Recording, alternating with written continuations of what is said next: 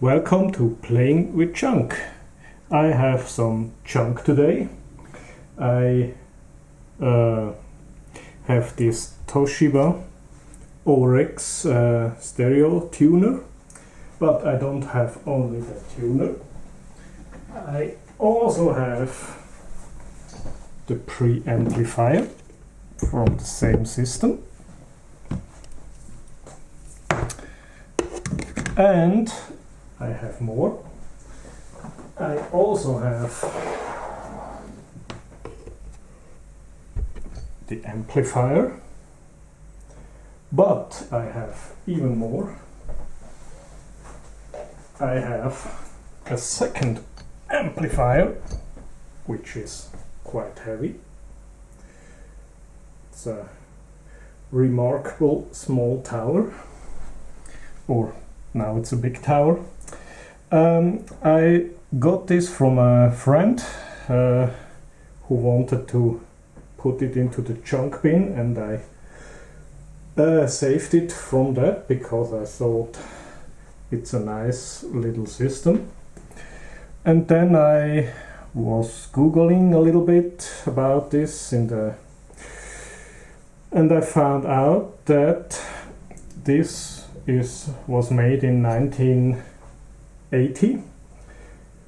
Aurex is the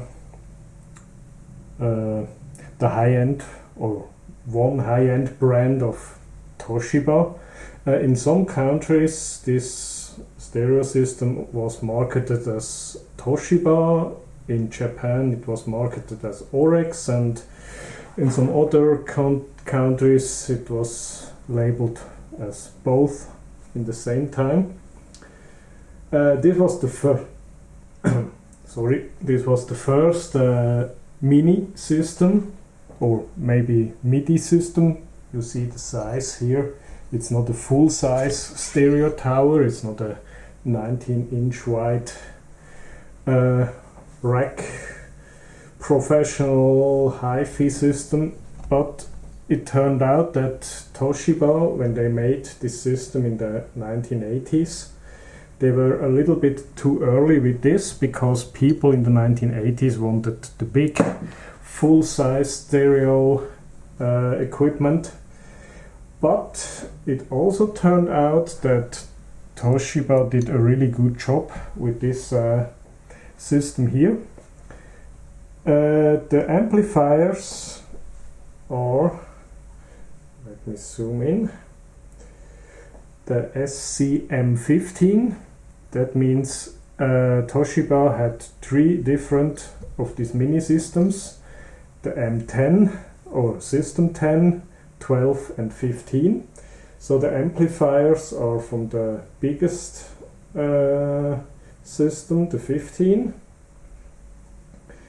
Then we have the preamp,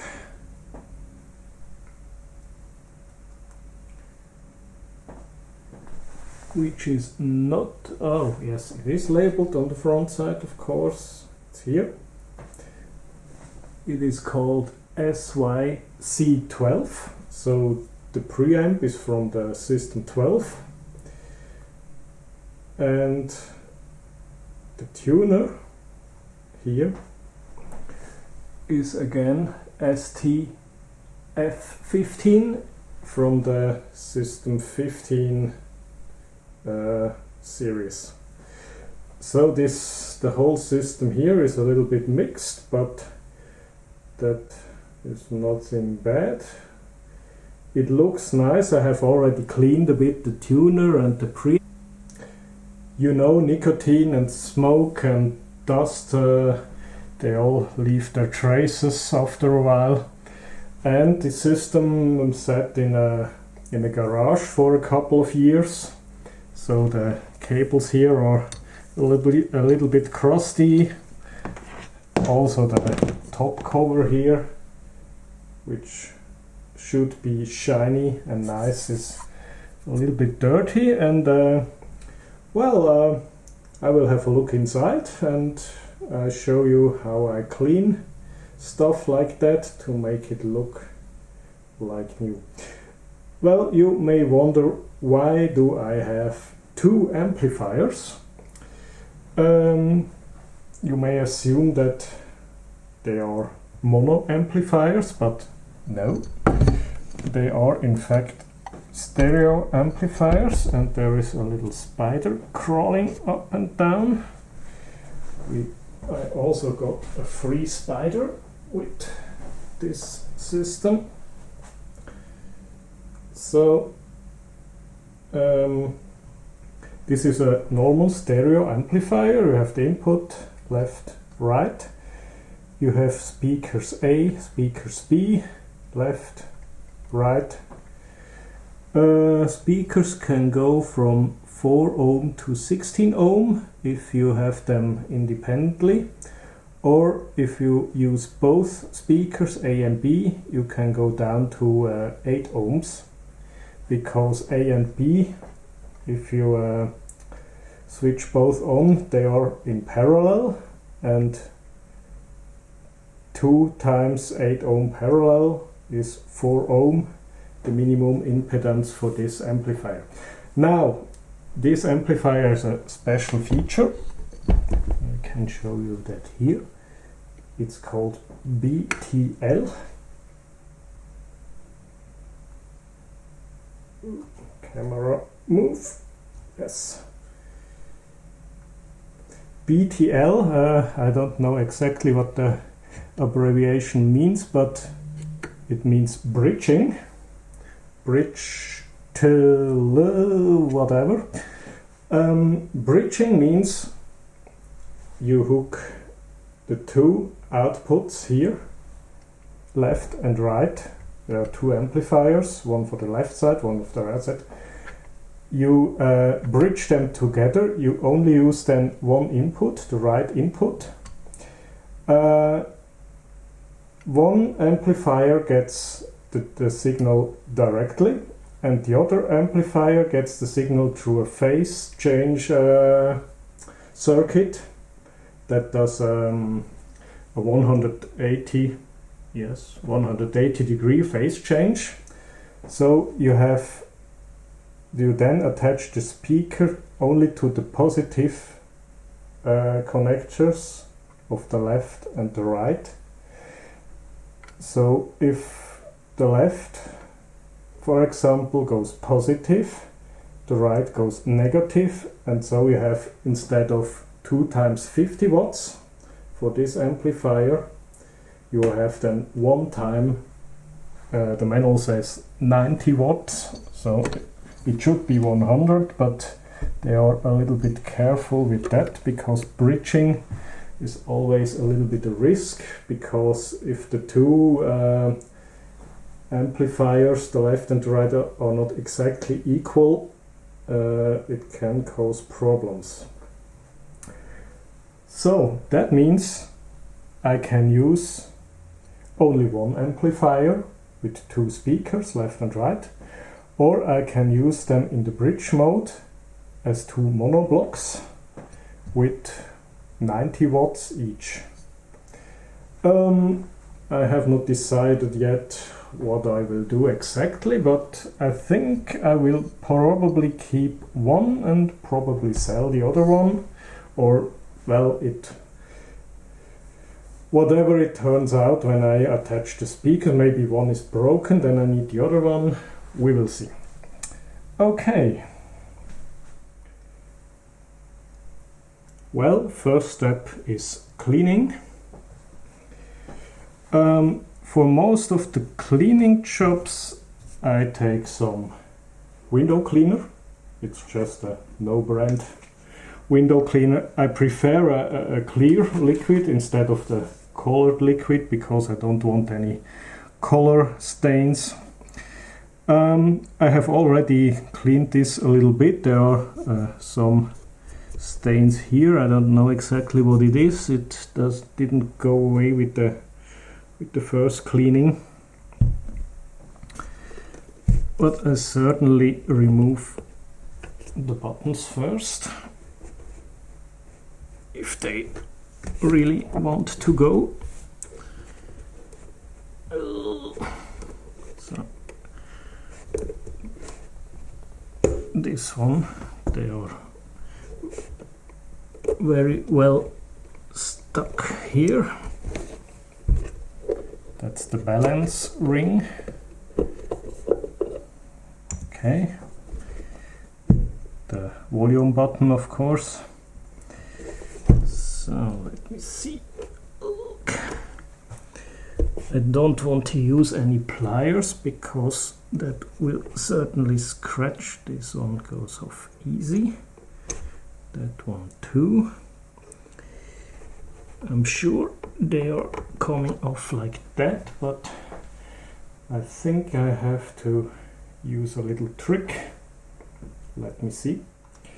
Okay, it took a while to figure out how it works. I first tried to put some insulation tape around the pliers here, but it turned out that it was too it didn't have any grip, so it was too smooth. But a piece of rag, a firm grip, and wow, out it goes. The problem here is the knobs are very small, so you can't grip them with your fingers, and there is also no way to get under it with a screwdriver and lever it out. So, but this trick works. Okay, and the first thing I do is to clean the knobs. Just spraying them with window cleaner.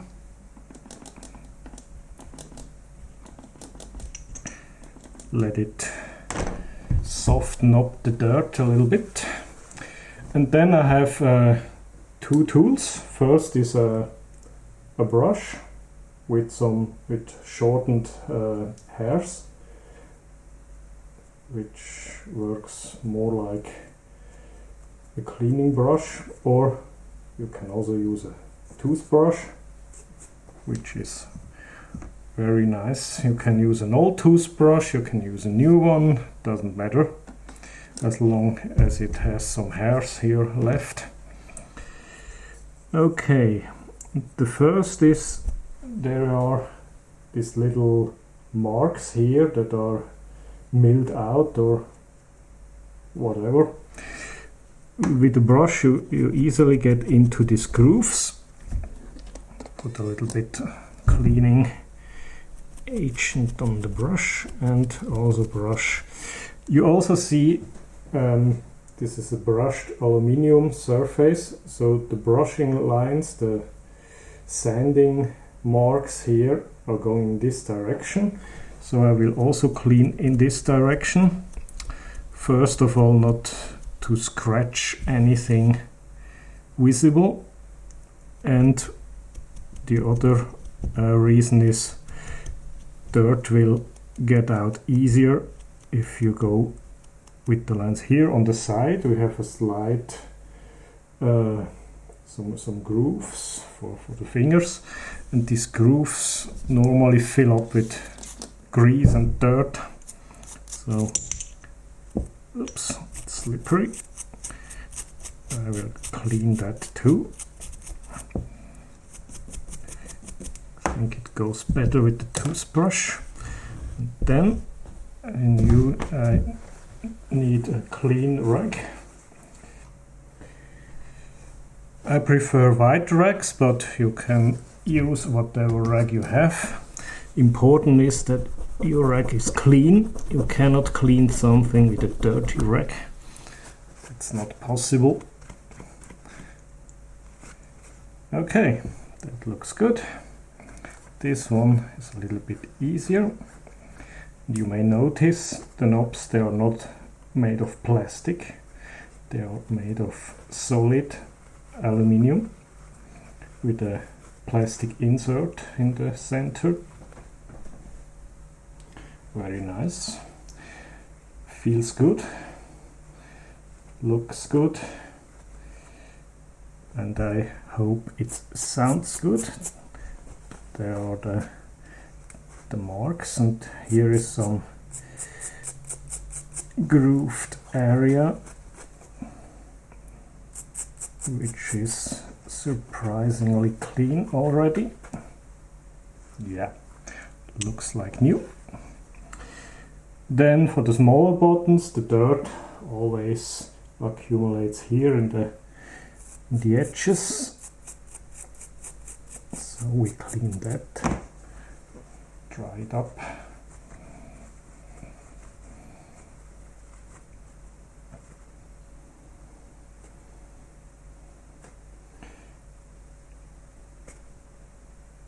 Yeah, looks like new. And I think you get the idea how it works, so I do this without camera. I don't want to bore you. Well, knobs all clean. Now for the rest. The housing, I usually give it a light spray. Now I try not to spray into the case here. And then I try, okay, these stains are going away very easy. There are these grooves, these 3 grooves. They have a purpose because every device has this this bottom foot thing with also 3 peaks here, and these 3 peaks go into these 3 grooves, so the whole system will sit on top of each other perfectly.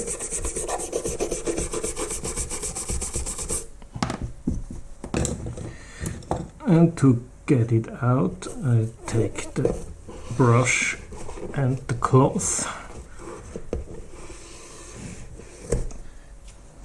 I use the brush to press the cloth into the groove, like that, to remove the moisture and the dirt. Okay.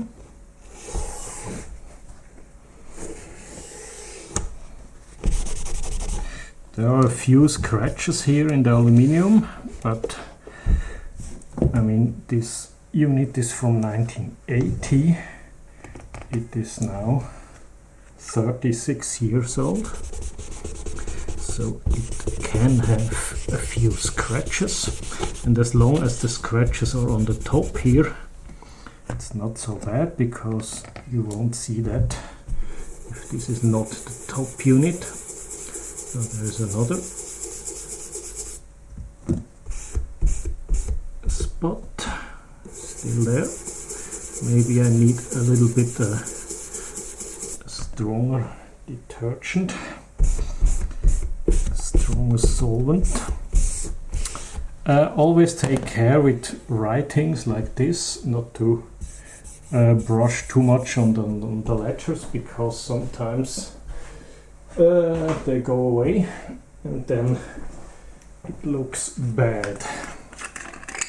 So next step, a little bit the stronger thing, is alcohol. It's, some people may call it burning spirit or whatever. So I just want to see if this spot goes away here with alcohol. Some dirts are also soluble in with oil, so WD-40 is a good trick, which I will try now. Some spots are soluble with alcohol, some are soluble with water, so you have to try water, which is most of the window cleaner is water. So if that doesn't work, try alcohol, but especially on plastic cases, be careful. Maybe you try it on a spot underneath where some, because some plastics will dissolve or start to dissolve with alcohol, and possibly also with oily detergents like WD-40. Now the front is relatively clean.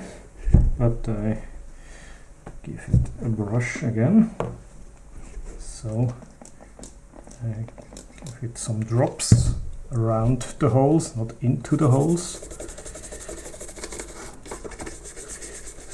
So, not too much scraping on the letters, but I think this one has a very good printing, a very stable one.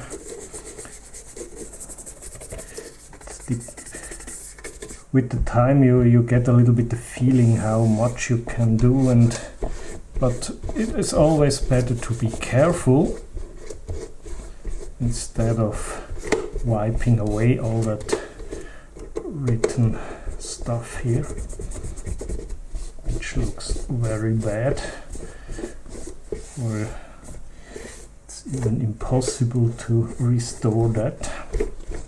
Okay, I think that's good enough.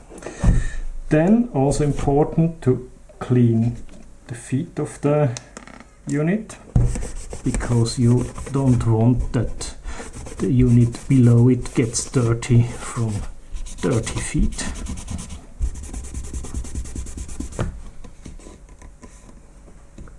Wow, these are even cast into the aluminium here. It's not a, they're not stuck or screwed somehow to this base plate.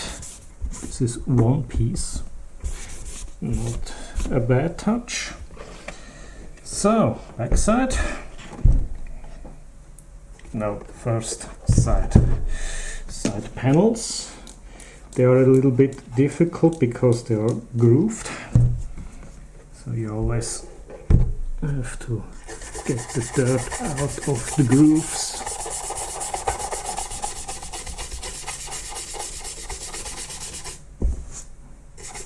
Yes, there is some dirt coming out. So let's try. I take a white spot of my cloth here, wipe it off, and yeah, it's still, no, it's not, it's gray. There was really some dirt coming off. Yeah, it looks much better than before. I don't know if you can see that through the camera, but well, that is the uncleaned side. A lot of spots, and that is the clean side. I think you can see the difference. Let's do it again on this side, only a little bit. Not to make it run into the device. Not too much. And special treatment for the dark spots here. Don't know what this is. Maybe some fly shit, spider vomit, or whatever. It's a little bit hard to remove, but I think it really gets smaller. Yes, it gets smaller, and if it gets smaller, you just keep scraping until it's gone. Yeah, that's a hard one. Needs a little bit more pressure. So the toothbrush is really the right choice of tool. There is another spot. Yeah. Still one. Okay, that's some loose dirt. That's the problem, because if you wipe a grooved surface, you don't get into the grooves, so you have to do it like this. Yeah, yeah, it still has some hairs and dirt. Okay, just let it dry and then we can blow it away. Okay, backside. Doesn't look too bad. Let me see what we can do. I will not spray over the connectors. Yeah, there's some yellow goo running down. And yellow goo running down means normally someone smoked around this unit. It's not too bad. I have seen one day I had an old TV and I thought it has a golden case. Then I cleaned it and it turned out it was a silver case, and the only thing that made it golden was all the nicotine fume that accumulated on the housing of that TV. But it was so evenly distributed that you really had the feeling that TV had a golden case. After cleaning it was silver, about like this one. And also the picture was very much better because there was also this yellow goo on the picture tube on the front side, and only cleaning made it look much better. So I think that's not too bad. They are not oxidized or something. That's the preamp. We have a phono, we have aux. The CD player did not exist in 1980, or well, maybe the first, but most of the systems didn't have a CD input. You can use the aux input, but we have two tape inputs for record and play, and the preamp out that goes to the power amplifier. Okay, time to reinstall the buttons. There's no way to make anything wrong because, okay, there is a way. Here the notch here has to go up. Okay, it's not going in. Okay, so that's the center position. Now it fits. This one has this half circle here that fits to the knob like that.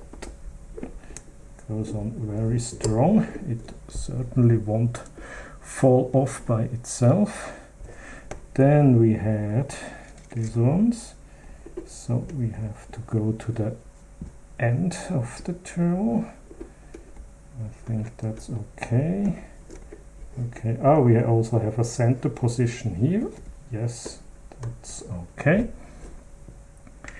Then we have no markings here. Okay, center position. And there is a mark on this knob, which is strange. Okay, mixing. There's a microphone input. Maybe for people who want to sing some karaoke. Okay, we have cleaned it. Now we have a look inside. It seems I was a little bit too early with the knobs. I have had to remove them again because the front, or better the cover here, slides forward with the front like this, and you see solid aluminium, very nice, one piece with inserts, the red light here, a big red thing only to make this tiny little dot here. Okay, why not? That's the buttons with the mechanical spring mechanism. Well made. I like it. And that's inside. Transformer, power switch, volume pot on a separate PCB here. Okay, why not? That's the solderings from the RCA connectors, the cinch connectors. It's quite a bit of stuff inside here. I think I will not take out the... Too bad we can't see the components, but I don't want to take out the board because I have to unscrew all the potentiometers here, screws here, and possibly the back side. Well, that's too much work, but it looks okay. It looks shiny. The copper layers here are quite thick. It's an extra thick PCB. Very well done. Solderings are looking good. We even have some SMD. Wow, in a 1980 device we have some SMD. Well, that's possibly only jumpers. I don't see any markings on them. Okay, we have a capacitor here and here. Some more capacitors. That's remarkable for the time. I didn't expect to see any SMD parts inside that. Okay, so that's for the preamp. I hope you're happy with that. There's a little bit of the label if someone is interested in details. Okay, that's the tuner. I have already removed a couple of screws. Front goes away with the cover. There are no buttons to remove. This is solid aluminium panel. We have a front panel here with buttons, memory buttons for the stations, 10 stations maybe. A memo button to store the stations, manual and automatic search, up and down search, manual or automatic. 50 kilohertz shift means you can only step 100 kilohertz, so 102.8 for example, 102.9. And if your station lies between for some reason, you can activate this 50 kilohertz shift, and you can have the 50 kilohertz in between. There's a mono button for the weaker stations that have a lot of noise. You can switch them to mono to reduce the noise. A thick acrylic green glass, which I have already made some fingerprints. Something I don't like, especially not inside, because they are hard to remove. Okay, outside we can clean later. Let's have a look. This is the connectors, two connectors for the front panel.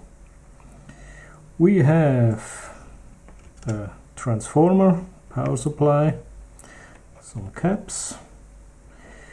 Maybe it would be an idea to replace those caps, but I will first try it out, and if there are no problems with Hume or whatever, I just leave it, because never touch a running system.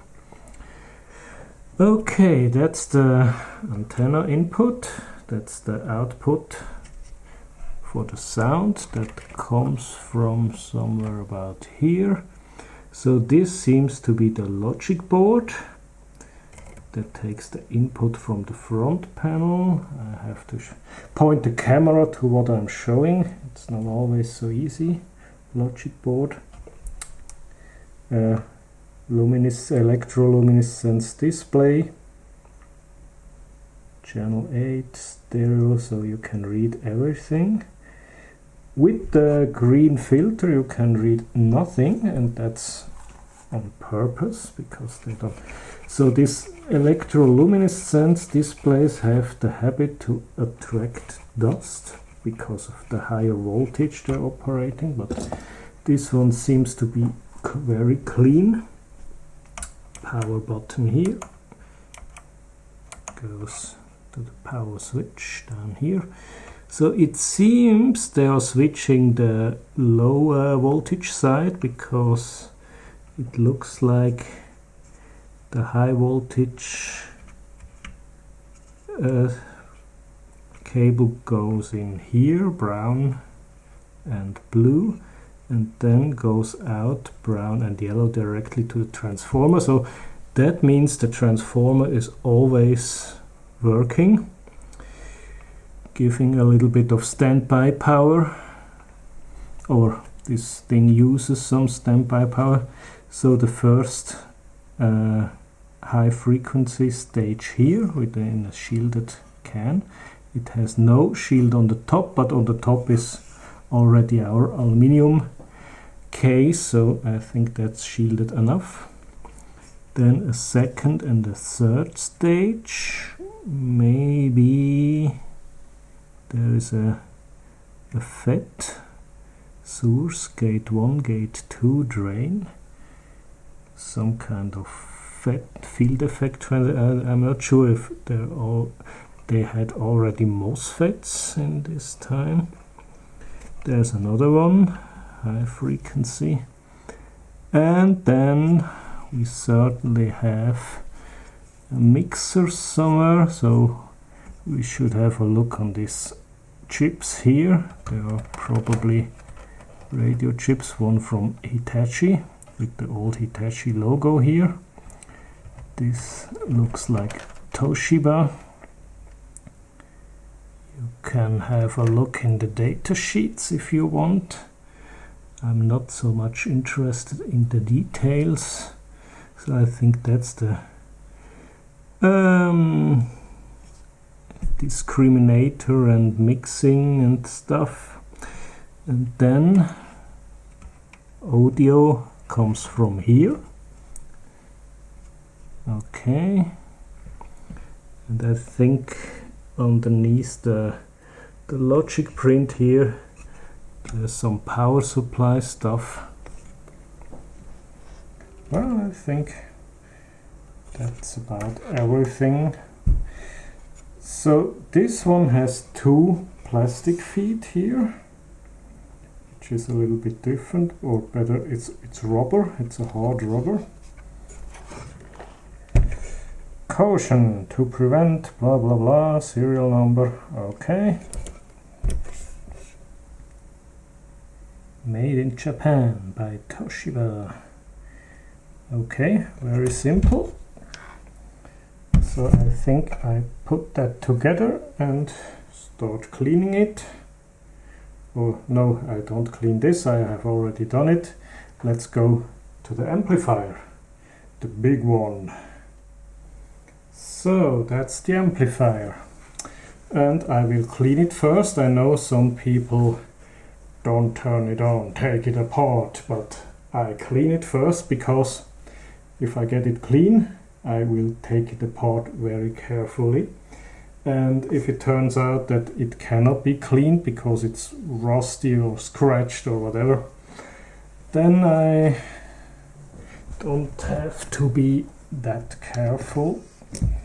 So it depends how this comes out, and I'm especially curious of these areas here, because they are mirror-like, polished and chromed, and it seems it doesn't look too bad.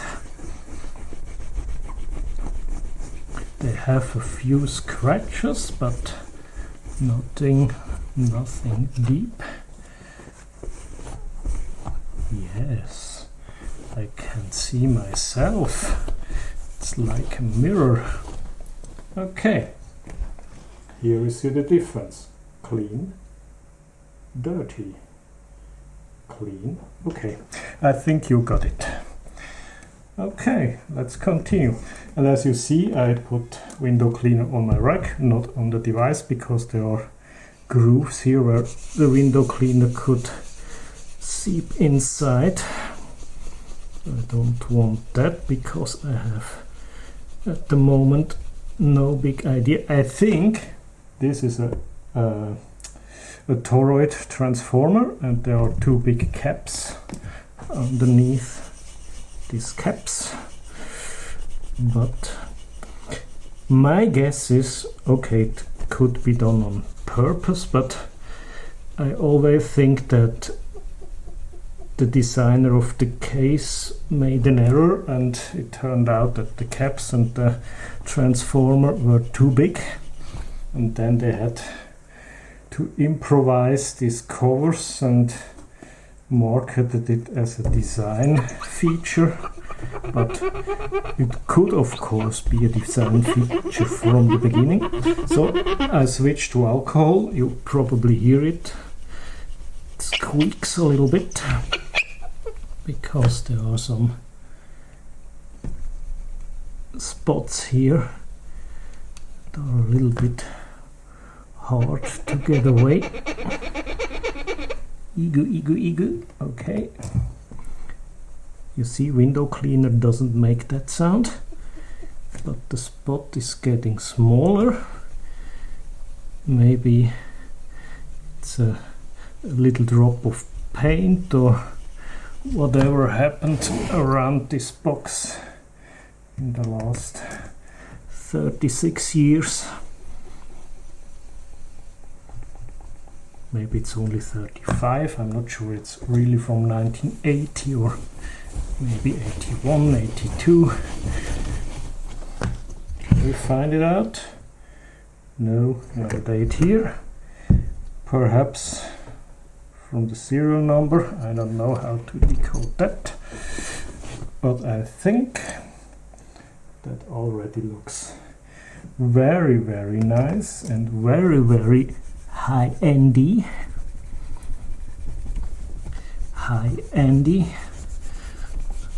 Okay, someone called Andy outside there, maybe. So hi, Andy. Okay.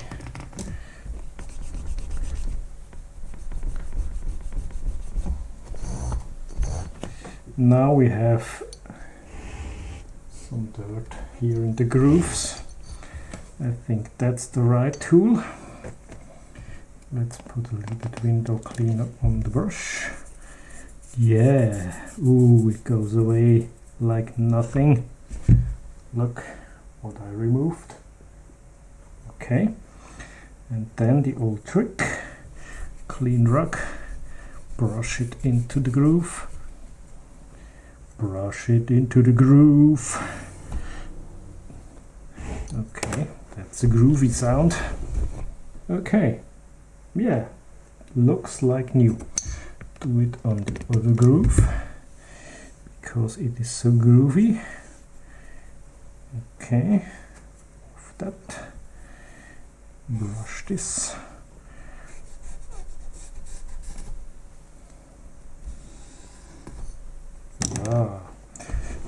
So I need a dry rag because even the window cleaner leaves a little bit of traces, and my rag is not clean anymore. You cannot clean anything with a dirty rag. Okay, a little bit trickier or a little bit more work goes into this groove, so there is no hole in the heatsink. No problem at all. So I will put that rag underneath here and spray it like this. Everything is closed, there's no electronics outside. No problem with the moisture. Yes. A lot of dust. Maybe some pressurized air would help, but it's always it's also a little bit sticky, that stuff, so I think that's the best method here. Take it out, clean the brush on the towel, adjust the camera. Yeah, sometimes it's a dirty job, and I don't want to know what all these dirt here is, but it's gone now, almost. Okay, I will do that for the other side, and I think you have the idea how it works. So I pose the camera. Alright, cleaning finished. You can see everything is clean, and it looks like it just left the factory. Isn't that a nice little amplifier? So now it's time to take it apart. Let's see how this works. So first I have to clean this, because I don't want to make it dirty again. Okay, it seems we have 4 screws here, and the rest is all a one-piece case. Is that true? Yes, there is no cover. It's all a one-piece aluminium case with the bottom cover. I really like this unit. Makes a very good impression. Okay, any hidden screws? No? Oh, okay. Yeah, it's a little bit dusty inside, but not too much because it's completely closed. There's not much way for dust to get inside. So I have the service manual for this one, and I know that when I remove the screws of this board here, there is another board underneath, and we probably could see a little bit more. If I remove the screws, let's see if the manual is right. Okay, some more. Okay, I see it. The transistors here, which are screwed to the side, are soldered. If I want to remove that board, I have to desolder the 4 output transistors here, and that's not exactly what I want to do now. But anyway, we can have a look inside.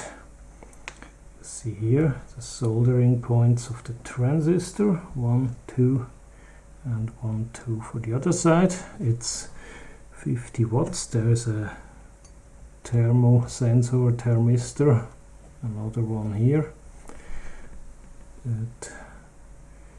some jumper wires, okay, a hole with a wire loop inside, maybe a piece of the transformer, but I think there is a toroid transformer, we can't see that. Golden input connectors, very nice, especially for the 1980s. They didn't have. Okay, that looks a little bit. What is it? Oh, it's the phono plug. Phono plug. Does it move? I think I will resolder that quickly. That doesn't look too good. Well, can't say, but I will resolder that. Looks a little bit broken. Yeah. Does it move? Does the pin move? Maybe. I will resolder that. Okay. But I think that's the only thing I will do here. Output connections with decent wires. Yeah. Enough for 50 watts, of course. I have seen more powerful amplifiers with thinner wires. Okay, well, not that interesting, but as I said, I want to keep keep this unit working, so I won't disassemble it totally. Maybe in another videos, because I have two of these amplifiers, but I want to see first if it works at all. Okay, there is one last thing to clean. It's the cable. It looks really dirty. I mean, look at this. Look at that. Dirt, grease, I don't know what else. Okay, I'll show you a little trick.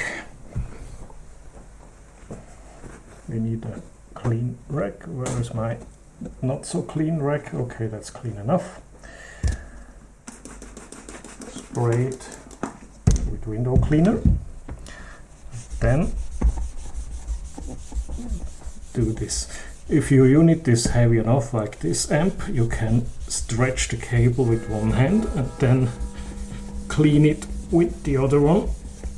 Always turn it around to clean every side of the cable.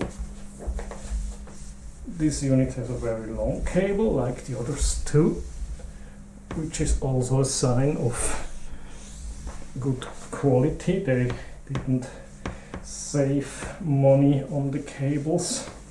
Sometimes you only have very short cables, and that's sometimes a bit annoying. Okay, ooh, look at this, that's only from the cable here. Okay, take a cleaner side and repeat that.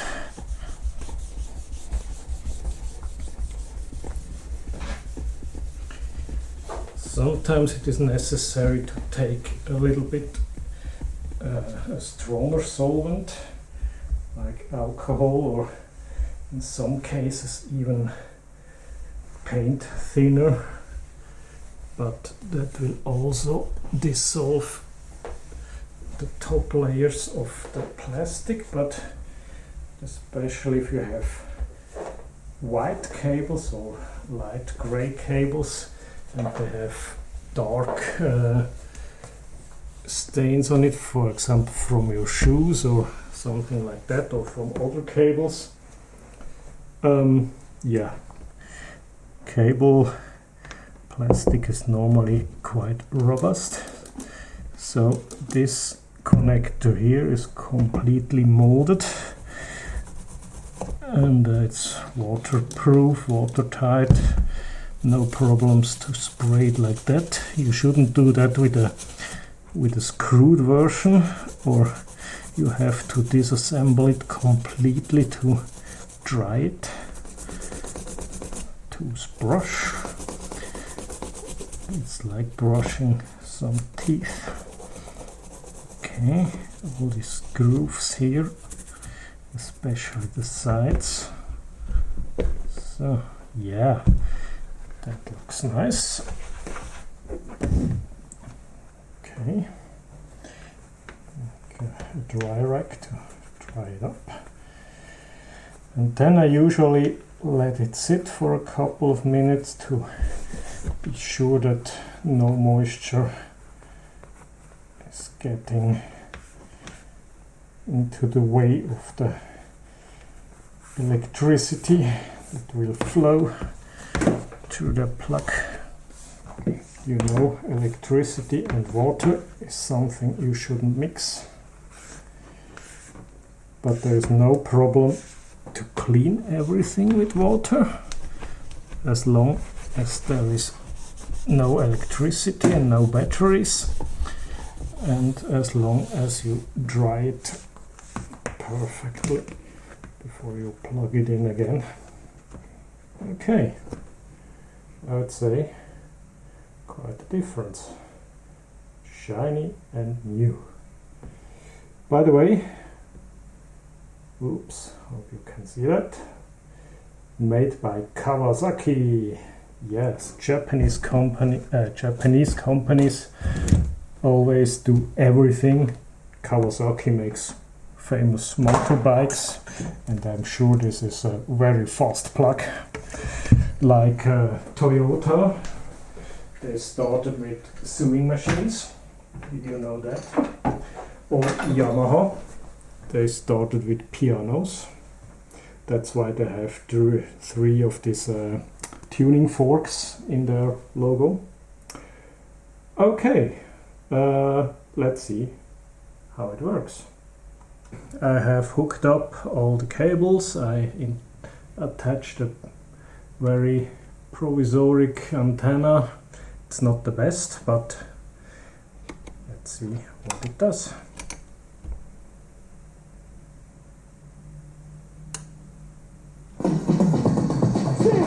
You have heard the relay. There is a time delay from power up until the output relay goes on.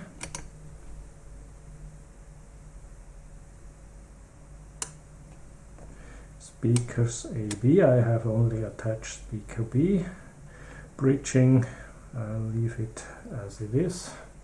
Bridging off.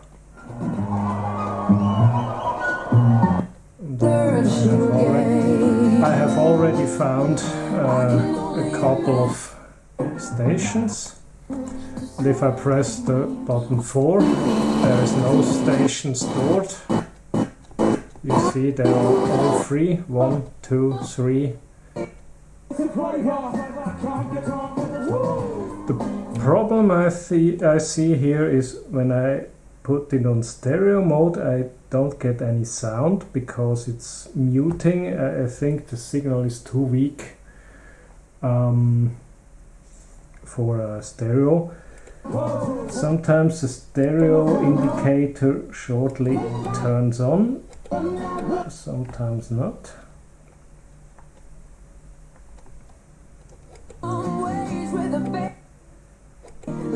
But I think it's a little bit too weak. Yes, the signal is too weak for stereo, so that's why there is a mono button, so you can also listen to weaker stations. Now I found a very interesting thing. So if you put it to manual, the display goes to 00 megahertz, which is a little bit weird on the first point of view. So you can set it manually here, up and down, then it starts on 87.5 and goes up to 108. But, and that's very cool for a device of that time, you can also type in 1028. Go to manual. Oops, that was wrong. 1028 auto, and you get the station. Then when you go back to manual, okay, it goes back to 0, 1028. Okay, and then you can use the up and down button for fine tuning, or even the half step here, which doesn't make any difference. Okay, manual 1000 megahertz, up and down. Okay.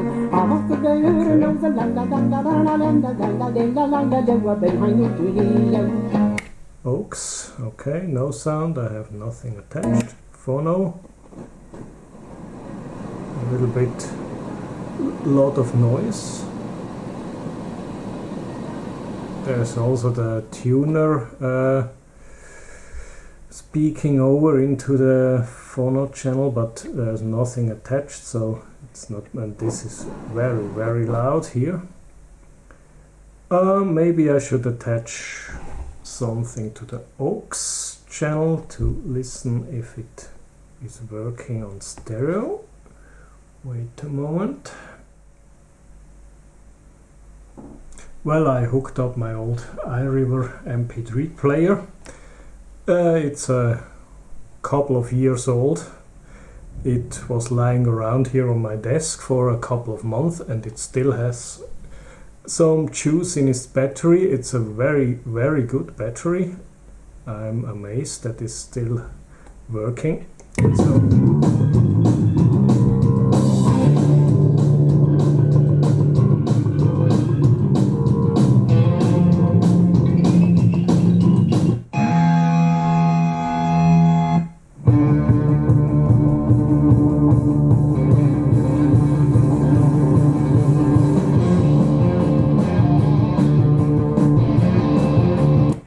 okay, that does it. I don't want any trouble with YouTube copyright music stuff. Yes, it works.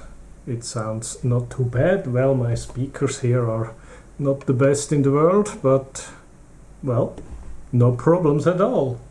It works. Just 36 years old, no problems. Well, thanks for watching.